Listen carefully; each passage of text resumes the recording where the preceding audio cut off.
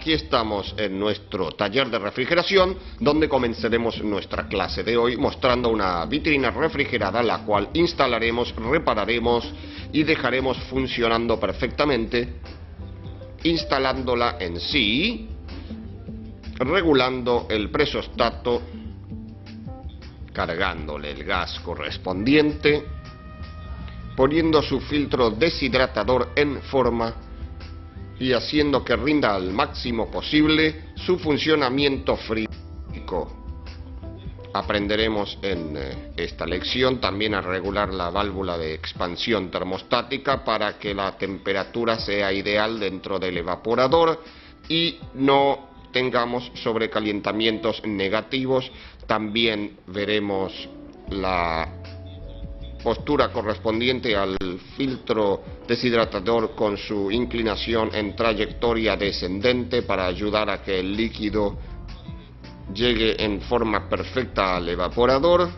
También veremos y repasaremos un poco de soldadura, ya que cambiaremos los caños o tuberías que estén deterioradas para su mejor funcionamiento y evitar posibles fugas de gas. Comprobaremos también temperaturas del interior de la bodega, donde se logra la más baja temperatura para conservación y enfriamiento de botellas, bebidas, etc. Y también comprobaremos la temperatura en la parte superior, donde se exhiben los alimentos que no requieren tan bajas temperaturas de conservación, como ser quesos, dulces, fiambres, etc. La temperatura ideal en la parte expositora deberá ser de 5 a 6 grados de temperatura para conservar los alimentos allí depositados sin correr el riesgo de quemarlos por demasiada temperatura baja, ya que eso hace un mal efecto en las mercaderías expuestas en las estanterías. Aquí vemos los caños deteriorados que mencionamos anteriormente, que como podemos ver están estrangulados en algunos sectores e incluso poseen muchas soldaduras, lo que tendremos que recambiar como próximo paso. Y también vemos un error, que se han dejado las cañerías abiertas, o sea, en sus extremos no están tapadas o selladas, por lo cual le ha entrado aire con su correspondiente porcentaje de humedad. Recordemos que también deberemos cambiar el filtro y sustituirlo por uno nuevo, ya que este ha absorbido humedad en su procedimiento anterior cuando funcionaba puesto en el refrigerador, y ahora se ha llenado de humedad al estar los caños abiertos y las moléculas absorben la humedad en sí. Esas moléculas ya están saturadas, por lo tanto deberemos reemplazarlo de cualquier manera, cosa que se debe efectuar siempre que se repare un refrigerador. Cambiar el deshidratador. Ahí ya adquirió su color. Hemos terminado con la soldadura, debiendo probarla muy bien al colocar el gas para evitar posibles fugas. Es muy importante que los caños de refrigeración por donde circula el refrigerante intercambien sus calores, puesto que el caño de alta va a salir a una temperatura más elevada que la temperatura ambiente, mientras que el caño de baja o aspiración tendrá una temperatura bastante inferior a la del ambiente que lo rodea. Por lo tanto, el caño de alta, al cederle calor al caño de baja, hará que el refrigerante conserve su densidad, o sea que se conserve totalmente en estado líquido, mientras que el caño de baja, vapor sobrecalentado, recibirá calor y aumentará su temperatura, asegurándonos que al compresor lleguen gases provenientes del evaporador totalmente secos, sin la peligrosidad que podría generar la entrada de líquido al cárter del compresor. En alguna oportunidad estos caños pueden ir rodeados de goma espuma, forrados en ella, o también con algún tipo de poliuretano o espuma plástica. En este caso solamente los uniremos por medio de cinta aisladora, procediendo de la siguiente forma. Observen, hacemos un par de vueltas de cinta sobre el caño más fino, lo unimos al caño más grueso y vamos rodeando con la cinta de este modo para que se mantengan próximos uno con el otro. Como dijimos, es importante que estén cerca en su trayecto.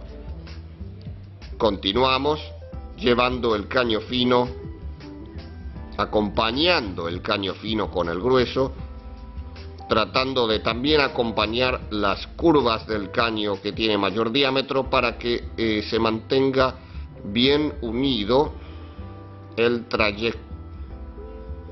Así pueden intercambiar el calor necesario, como habíamos mencionado.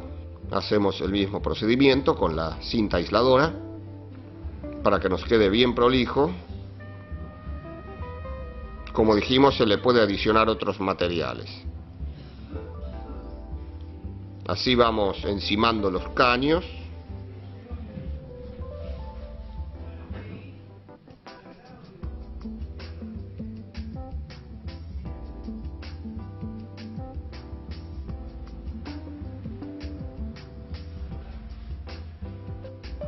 Seguimos y así sucesivamente hasta llegar a una distancia prudencial del equipo que vamos a colocar en nuestros próximos pasos a seguir. De no poner una tuerca torcida porque las conexiones son de bronce y se pueden barrer las roscas muy fácilmente. Ahora procederemos a apretar utilizando ya las llaves correspondientes que les habíamos mencionado. Esto es lo que se llama mano con mano, para evitar cualquier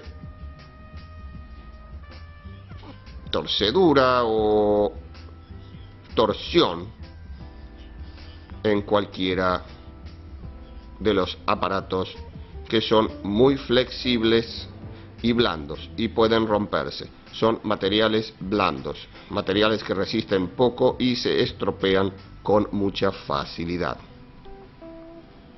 Buscamos la ubicación del caño, le hacemos una pequeña vuelta para absorber vibraciones y evitar posibles roturas y procederemos después a la soldadura correspondiente. Luego de haber cortado el caño a su medida correspondiente, lo insertamos dentro del caño que viene del compresor para así poder soldar ambos.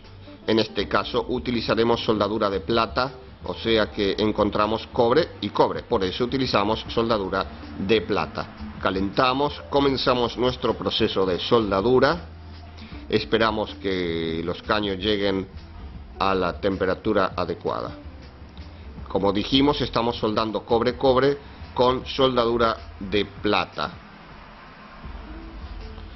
Recuerden los pasos a seguir para este tipo de soldadura. Cuando tenemos el color naranja es ahí que sabemos que está listo para soldar la unión.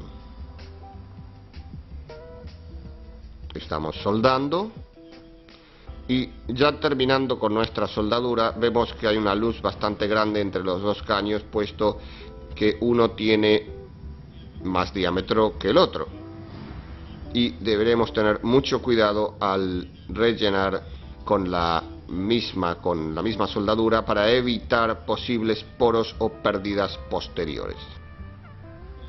Ya hemos ubicado nuestro caño en el lugar con su curvatura correspondiente, su balona, su tuerca de media pulgada y veremos que no haga ningún esfuerzo al apoyarse, puesto de lo contrario las vibraciones podrían partir la balona.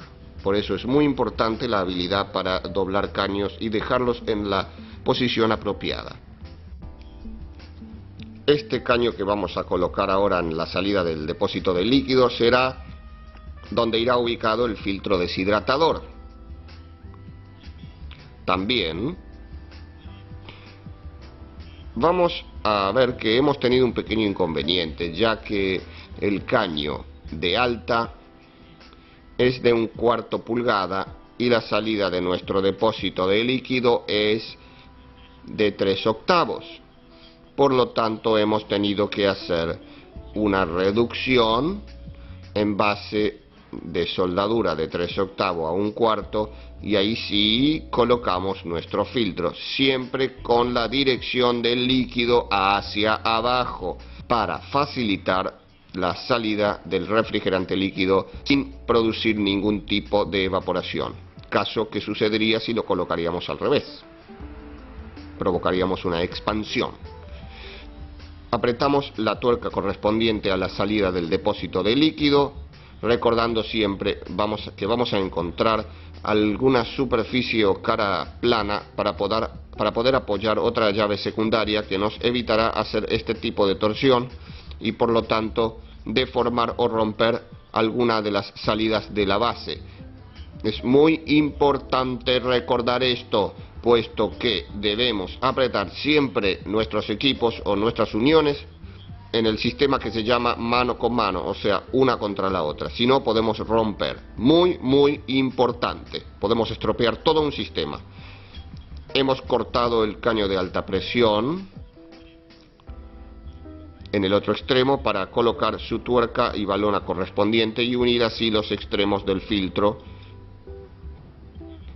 evitando que los caños entre sí puedan rozarse o golpearse, haciendo ruidos molestos y también desgastándose entre ellos, logrando quizás alguna pérdida. Hacemos nuestra balona correspondiente, recordando de haber colocado la tuerca, y procedemos a la balona.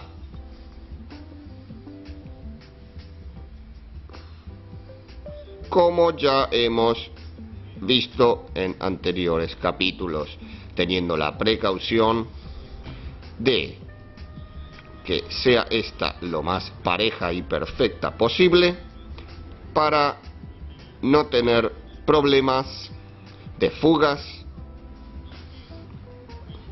aunque después de estar todo conectado haremos una verificación general, ya que es probable que nos pueda quedar algún tipo de pérdida dentro de la cantidad de conexiones que hemos realizado. Es probable.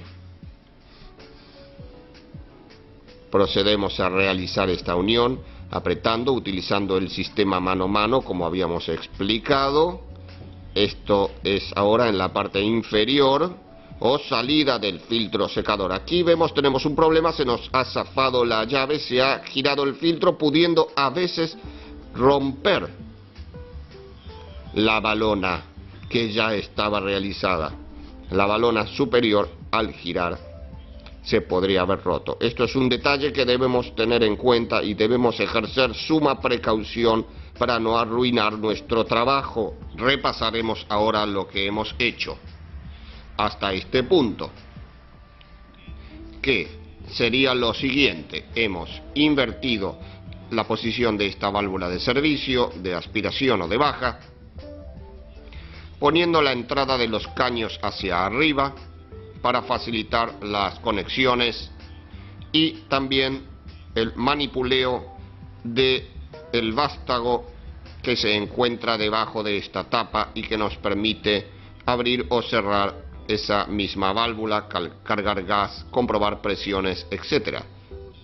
También hemos soldado una tubería extra de acceso al presostato de baja, que en este caso lo utilizaremos como control de temperatura por intermedio de la presión de evaporación, puesto que tenemos en el refrigerador una válvula de expansión termostática que veremos más adelante, y al ir bajando la temperatura y cerrando la válvula de presión termostática, vamos a ir bajando la presión de baja hasta un punto indicado donde el presostato dejará sin funcionamiento al motocompresor, deteniéndose el proceso de refrigeración. También colocamos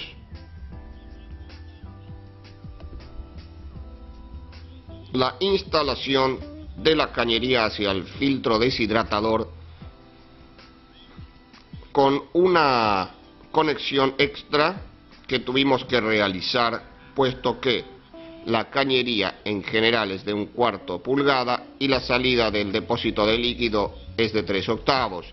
Por lo tanto, hicimos una reducción en base a soldadura de 3/8 a 1/4 de pulgada.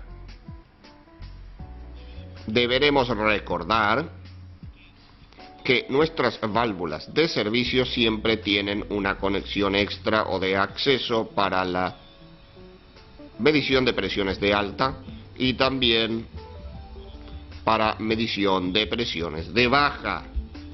Quiere decir que por aquí realizaremos todos nuestros trabajos siguientes.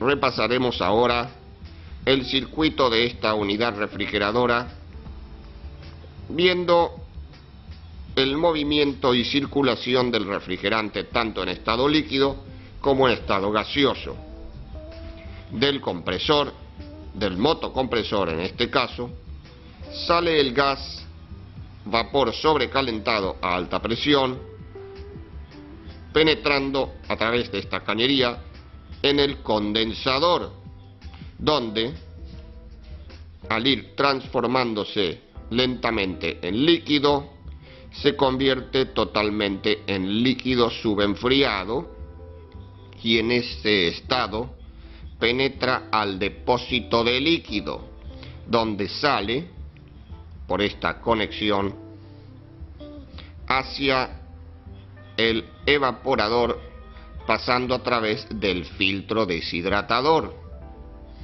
Como podemos ver, la salida del depósito de líquido está a una altura bastante alta, por lo tanto en su interior tendremos un pescador, un caño de pesca, para obligar al refrigerante líquido que se deposita en el fondo a salir directamente a través de la cañería hacia el evaporador a través de la válvula de expansión termostática. Conectaremos ahora nuestros manómetros, respetando los colores correspondientes, o sea, baja presión, color azul, alta presión, color rojo.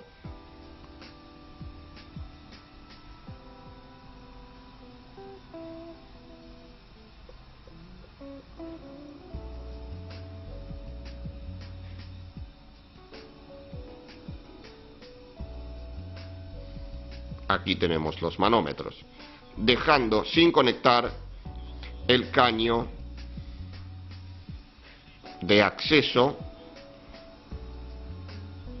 o comunicación con el manómetro de alta y con el manómetro de baja, para efectuar luego las cargas correspondientes y las comprobaciones, como ser a qué presión trabaja el equipo, cuánto comprime, cuánto rinde, cuánto llega a la presión de la válvula termostática al abrir esta o cerrar, etc.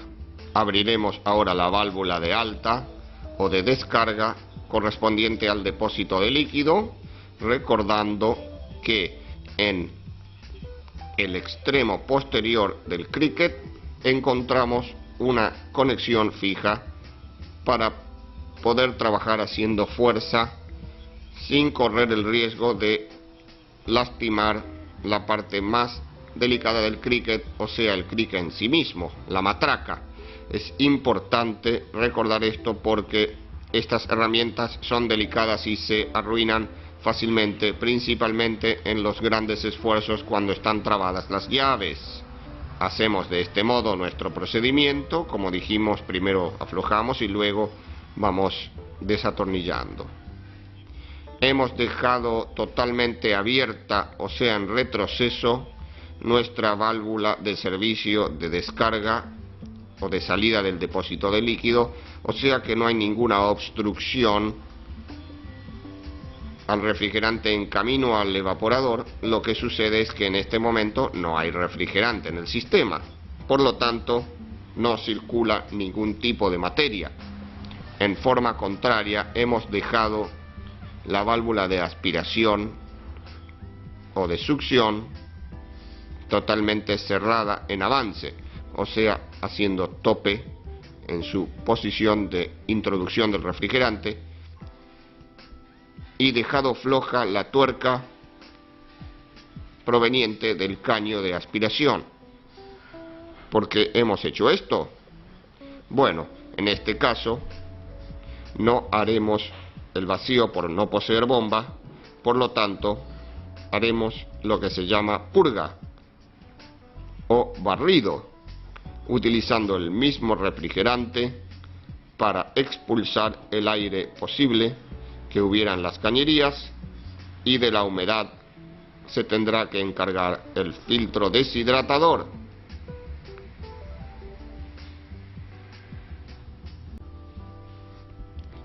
Abrimos la válvula de la garrafa para efectuar la purga o barrido de todo el sistema o equipo. Es casi imperceptible el sonido que se escucha cuando el gas está recorriendo el sistema. Observen los manómetros para ver la presión, hasta que llega al final del recorrido, donde el gas ha prácticamente empujado el aire sobrante. Abrimos la tuerca, la aflojamos un poco y el aire comienza a salir porque viene presionado o empujado por el gas que viene detrás.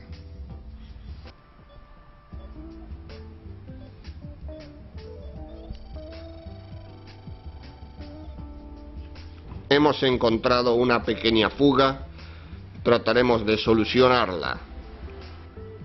Las tuercas muchas veces quedan con pequeños movimientos que ocasionan pérdidas y deberán ser repasadas para asegurar que éstas desaparezcan.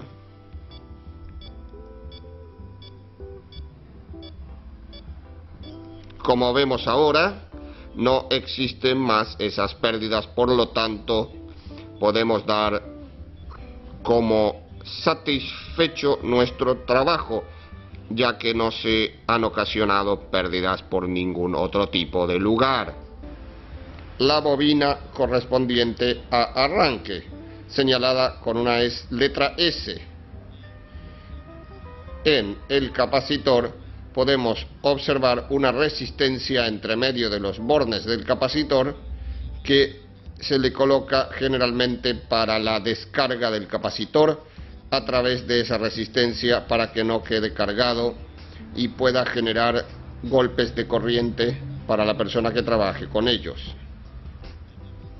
Destacamos también el térmico, el protector térmico, que va en serie con el común, para que en caso de una sobrecarga, un aumento de intensidad, una caída de tensión,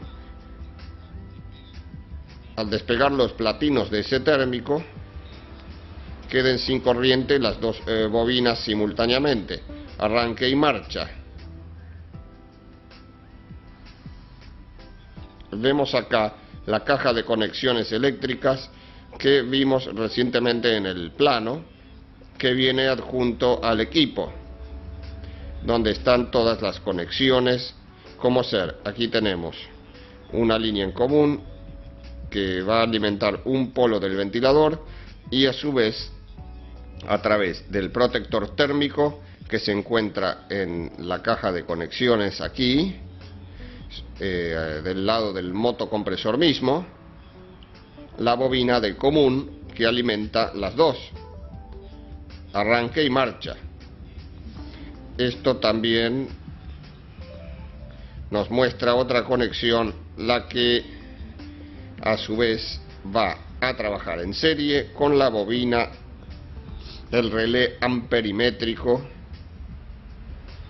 alimentando el borne correspondiente a masa. Y la otra conexión siguiente es el puente entre 1 y 3 que habíamos visto en el plano anterior, que se encarga de, a través del capacitor de arranque ubicado verticalmente en el fondo, la bobina de arranque correspondiente, o sea que va a darle más fuerza, una fuerza extra en el momento del arranque del motor cuando hace mayor esfuerzo. La resistencia que habíamos mencionado anteriormente se encuentra soldada aquí entre borne y borne, siendo de muy alto valor para que no influya en los bornes en el momento de la carga y descarga. Este material esponjoso es solamente un soporte para evitar que posibles roturas o daños sucedan en el capacitor de arranque.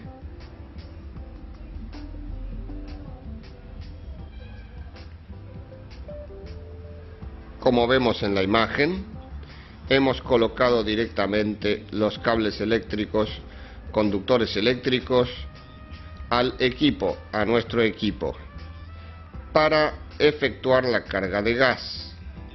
Posteriormente conectaremos esos cables al presostato de baja para controlar la temperatura.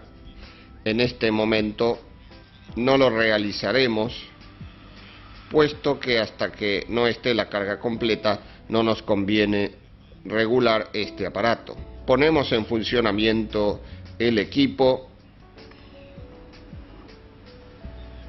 y vemos en las agujas del manómetro que la de alta sube, la aguja roja, y la azul baja, la presión desciende hasta llegar a 8 libras de presión, 7 libras de presión, y continúa bajando. Al efectuar la carga veremos que nuestra válvula de expansión, que está ubicada en el interior del gabinete, emitirá un fuerte soplido. Eso se debe a la pequeña cantidad de refrigerante que contiene y que hace que, al pasar el refrigerante en estado gaseoso a través del oído de la válvula, emita un eco o silbido que desaparecerá por completo cuando la carga llegue a su mínimo nivel, o sea, el depósito de líquido ya tenga una cantidad extra para que salga hacia la expansión del evaporador líquido y no gas. Aquí estamos escuchando el silbido. Este sonido que escuchamos es una especie de silbido provocado por el refrigerante en estado gaseoso que penetra a la válvula a través del oído. Esto sucede porque el refrigerante que no está en estado líquido pasa muy rápidamente a través de ese oído, emitiendo una especie de eco o chiflido, silbido, como le podríamos decir, que nos indicaría que no está penetrando el líquido refrigerante al evaporador. Por lo tanto, tenemos que continuar la carga hasta que desaparezca este silbido. En capítulos anteriores hemos visto que algunos equipos poseen mirilla para ver el líquido pasar, pero en este caso, que no lo tenemos, deberemos guiarnos por algunos indicios, como ser: uno, prácticamente el silbido de la válvula. Al desaparecer el silbido nos indicaría que el líquido ya está llegando a la válvula, pero en este caso, que tenemos un depósito de líquido, deberemos seguir cargando gas para elevar el nivel de líquido dentro de ese depósito. Otro indicio de la carencia de gas es que nuestro manómetro de baja e incluso el de alta están marcando presiones demasiado bajas. Esas presiones que son relativas a la temperatura nos indicarían muy baja presión, muy baja temperatura, pero en este caso no sucede, puesto que la baja presión es por la pequeña cantidad de refrigerante que circula por el sistema, no porque la temperatura esté muy bajo, haya descendido tanto como para tener temperaturas negativas, o sea, bajo cero. Aquí tenemos una vista interna del equipo vitrina refrigerada. Tenemos una primera vista de la válvula de expansión con la cañería interna del equipo. La tapa evitaría la fuga reteniéndola en ese lugar. Vemos que la presión de alta en el manómetro rojo es bastante baja, aproximadamente 75-80 libras sobre pulgada cuadrada. Eso se debe a que la temperatura exterior ambiente es bastante baja, por lo tanto el condensador está trabajando muy limpiamente, muy libremente, sin hacer ningún esfuerzo, y nuestro motocompresor, al ser nuevo, está rindiendo al máximo, a pleno. Eso nos asegura un buen sistema de refrigeración, ya que cuando las temperaturas exteriores aumenten, como el caso del verano, nuestro equipo no sufrirá ningún exceso de presión, ni tendrá que trabajar demasiado porque sobra para trabajar a temperaturas aún altas. Continuamos quitando los artefactos, manómetros, en este caso cerramos la válvula de alta presión y desconectamos, teniendo en cuenta que como es salida de depósito de líquido, puede haber líquido refrigerante en este caño y al escaparse podría quemarnos las manos. Por lo tanto debemos de tener mucho cuidado, puesto que una quemadura es peligroso. Lo que vemos es líquido que está saliendo, pero es solamente el que se encuentra en la manguera correspondiente al manómetro de alta presión.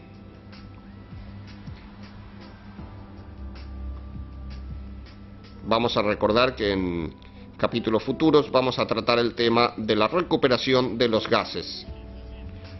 Dejamos que se escape lentamente, que se vaya evaporando, para que no nos queme los dedos, las manos en este caso, y podemos ya quitar y colocar la tapita correspondiente, que evitará posibles fugas y también evitará el exceso de humedad, de impurezas en el interior de esta válvula.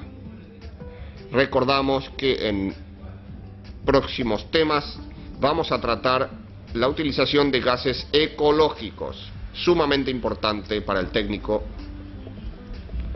La tapa en este lado también se debe colocar,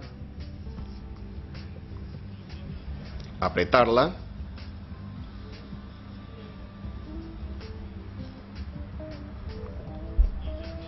y ya podremos retirar nuestros manómetros. Aquí está nuestro equipo funcionando después de haber hecho todo el trabajo correspondiente. Hemos probado pérdidas otra vez, que es muy conveniente asegurarse, puesto que en el manipuleo de los movimientos del equipamiento, las conexiones diversas de caños que tenemos, pueden quedarnos algunas pequeñas pérdidas que nos darían después dolores de cabeza. Por lo tanto, al cerrar todo y poner las llaves correspondientes de servicio en su lugar, o sea, normalmente abiertas, las tapas correspondientes, es conveniente hacer una prueba general en el equipo, si es posible con el equipo primero funcionando, para probar las pérdidas posibles en el lado de alta presión, y después con el equipo apagado para probar las pérdidas en baja presión, ya que al estar detenido el equipo aumenta la presión de baja al no succionar el compresor. También debemos recordar que este equipo en este momento es perfectamente rendidor, eficaz, ya que es totalmente nuevo, pero al cabo de un tiempo El condensador, principalmente debido al aire que atraviesa por las rejillas disipadoras de calor, se irá tapando de impurezas, polvo, y es recomendable hacer una limpieza de ese condensador, que puede ser con un simple cepillito o de lo contrario con aire comprimido pasando a través de las aletas, y recomendar al dueño del equipo, al futuro propietario del equipo, al cliente, hacer una limpieza cada 3 meses del mismo para evitar recalentamientos y así poder darle más durabilidad, ya que estos equipos son muy delicados. Otra de las cosas importantes en una instalación de este tipo es colocar una llave térmica que regule y controle la intensidad, el amperaje de este equipo, y ante cualquier exceso salte esa llave y haya que reponerla manualmente y no automáticamente, ya que automáticamente se repondrá por medio del protector térmico que contiene ya el motocompresor. Pero es más segura una llave térmica, la cual va a apagar el equipo en caso de algún inconveniente, y es importante que lo vea un especialista, un técnico, para observar por qué está saltando esa llave, si es un problema eléctrico o mecánico. No se debe colocar una instalación de un equipo que resulta costoso y conectarlo directamente a un enchufe común y corriente, sino poner una llave térmica o termomagnética en el peor de los casos, con regulaciones de acuerdo al amperaje desarrollado por el equipo, o sea, su máxima intensidad de trabajo. Aquí vemos una llave térmica, o un conjunto de 3 llaves térmicas, como les habíamos mencionado. Aquí tenemos nuestra vitrina y el equipo de refrigeración instalado. Hemos colocado un termómetro en el interior de la exhibidora, comprobando que la temperatura es muy buena, ya que está por los 4 o 5 grados de temperatura sobre cero, temperatura ideal para conservar productos, fiambres, quesos, dulces, lácteos, que es lo que requiere generalmente nuestro cliente.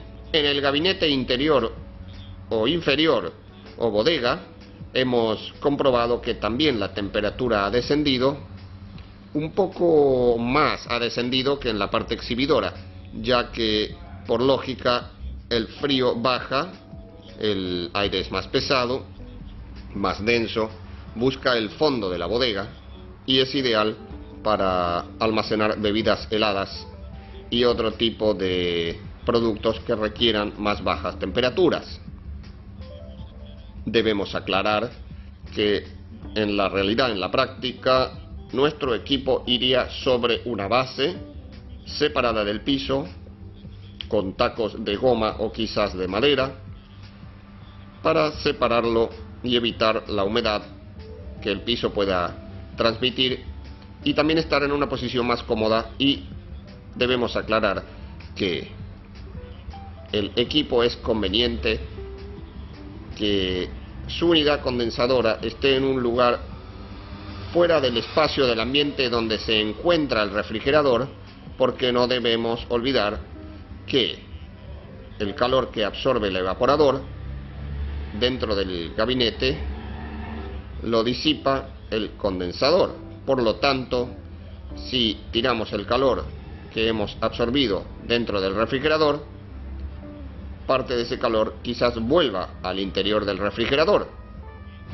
Es muy conveniente ponerlos separado en un lugar donde circule buena cantidad de aire, en lugar lo más fresco posible, para que el equipo reduzca así su periodo de marcha, el condensador trabaje mejor, se evitarían desgastes y posibles gastos de energía eléctrica en exceso, y nos rendiría en el sentido de mayor efectividad si estuviera ubicado el equipo en un lugar aireado y de fácil acceso para también poder trabajar en él, ya que el mecánico debe hacer a veces revisaciones o pequeñas reparaciones y ese equipo debe estar ubicado en un lugar accesible para que se pueda trabajar con cierta comodidad. En este capítulo hemos aprendido cómo instalar, cargar y diagnosticar un equipo de refrigeración comercial. En el próximo capítulo aprenderemos acerca de cámaras frigoríficas.